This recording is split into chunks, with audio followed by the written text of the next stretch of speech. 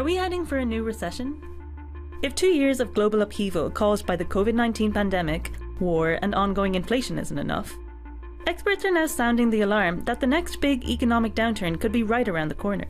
GDP growth in the UK has slowed and the economy is now forecast to enter recession later this year. The likelihood that the US economy can avoid a recession is actually quite narrow. Interest rates go too high too fast, it could drive us into a recession. It's certainly a possibility. So how do we know whether we're in a recession or not?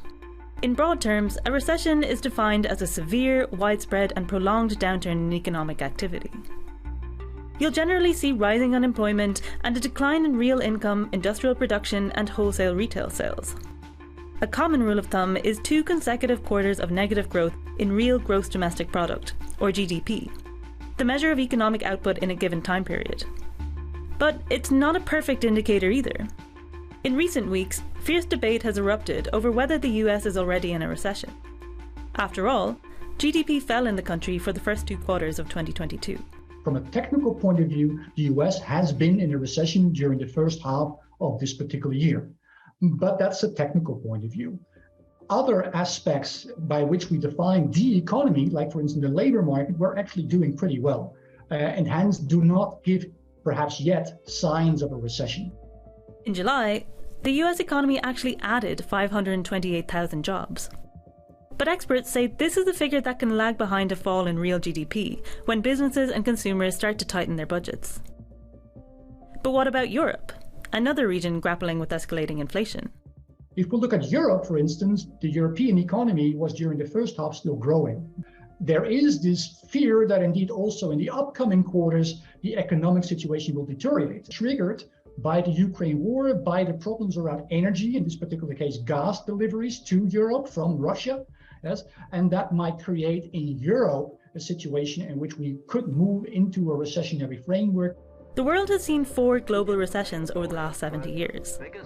In 1975, 1982, 1991, and 2009. But not all of these recessions were triggered by the same circumstances. If we look back into history, then in the 70s, the recessions which we saw back then were largely driven by an oil price shock, in the sense that there was a cartel being built which raised the oil prices for oil-consuming countries, and that actually led to the economy moving into a recession. If we then move to the 90s, there was also a recession there, which in some countries was driven by partly a real estate situation, a bubble in the real estate market which crashed. If we then look, for instance, at the financial crisis in 2007, 2008, 2009, then indeed this was triggered by what was happening in the United States. Very much again surrounded by a real estate crisis where the financial issues were at stake, subprime mortgages who were defaulting, and this basically led to a snowball effect which not only stopped at the borders of the US but basically took the entire world economy down. So, is it a foregone conclusion that we are headed for another global recession? And to what extent can a recession be self-inflicted? We're in this situation that everyone worries about what's coming. And what do we do if you worry? Well, your normal reaction is, well, let's be careful in making larger transactions. Let's not buy the car right now because maybe this winter won't be that good.